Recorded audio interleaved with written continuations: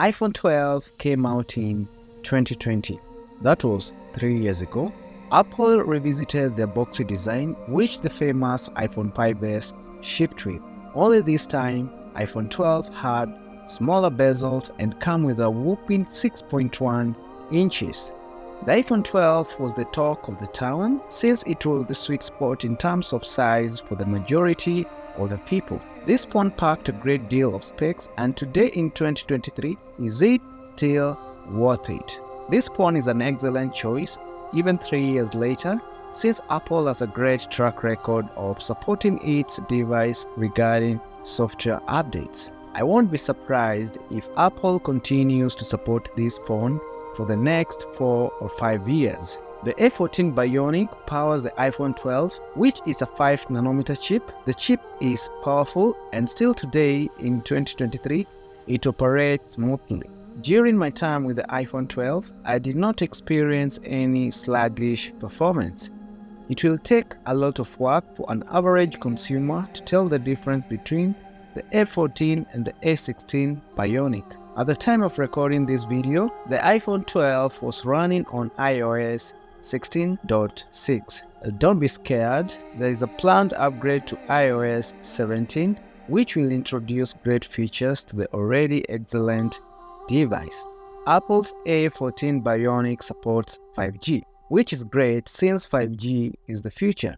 So in the next couple of years, this phone will still be relevant since it will also support the latest technology. At first, when Face ID was introduced, I thought it was just a gimmick and Apple will go back to an in-display fingerprint or a power button fingerprint. Face ID has come a long way and it works great after many years of perfection from Apple. The display is still a Super Retina XDR OLED display, which is good looking. I lack words to explain how good this 6.1 inches display looks. The bezels are thin and symmetrical except for the top notch, which holds Face ID components. Honestly speaking, the notch takes up a great big area on the display, and it looks dated compared to iPhone 14 Pro and 14 Pro Max, which have a pill-shaped notch. The resolution is a whopping 1170 by 2532 pixels and a 460 pixels per inch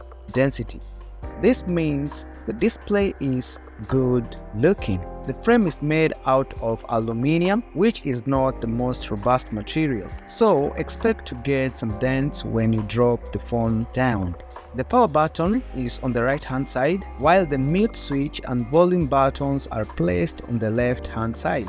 The lightning port is at the bottom and there is no audio jack. The material used at the back of the phone is a glass, which makes the phone feel premium in the hand, though it is a fingerprint magnet. Unfortunately, this time round, Apple dropped frosted back glass on iPhone 12. The glass back is an indication that we have support for wireless charging, which is super useful. Just like MacBooks, Apple introduced MagSafe for the back wireless charging.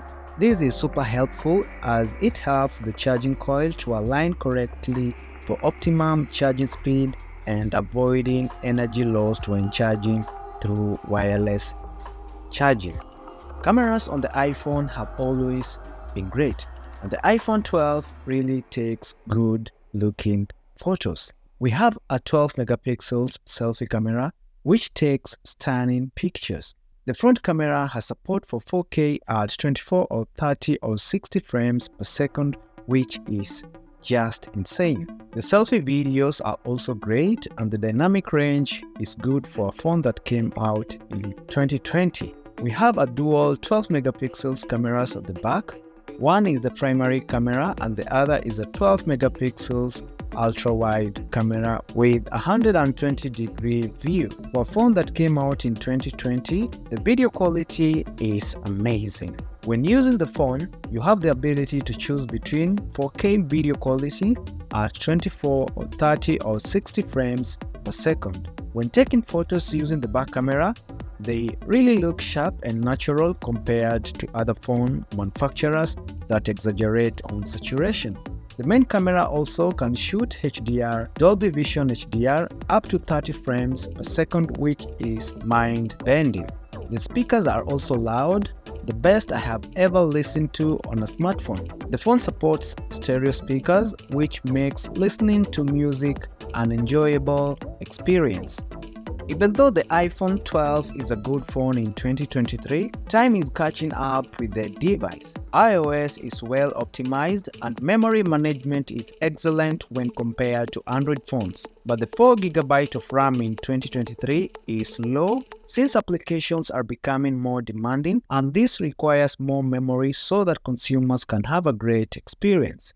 The Lightning port, which is a USB 2.0, is also dated compared to iPhone 15, which is rumored to be rocking a USB Type-C, which has a more recent technology. Transfer speeds and charging speeds on the Lightning port could be faster. Transferring huge files will take like forever, which is really disappointing. The 2815 milliamps of battery is kinda small for a smartphone, which can barely last you a full day even on lighter use. The charging speed is low, where the phone will take more than 30 minutes to charge to 50% when other smartphones are taking the same time to charge to full. Also, the 60Hz refresh rate on this phone's display is depressing, compared to some even budget phones released at the same time, which supported up to 120Hz refresh rate. I will say what kills the iPhone 12 is the refresh rate. It is hard to recommend this phone today because almost all phones have a 90Hz or 120Hz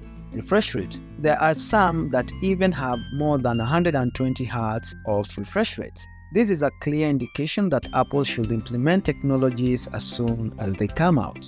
Having used this phone 3 years later, some things stood out for me. Apple has taken software updates very serious. This is good as people will likely hold onto their smartphones for a very long time. The material used to build the iPhone 12 is premium, since the phone still boasts a visually appealing boxy design even in 2023. Due to the nature of the material used, the value of the phone has remained relatively high compared to Android phones even 3 years later. Even though the battery is tiny, software optimization has helped the phone a lot in making sure that the phone does not drain significantly.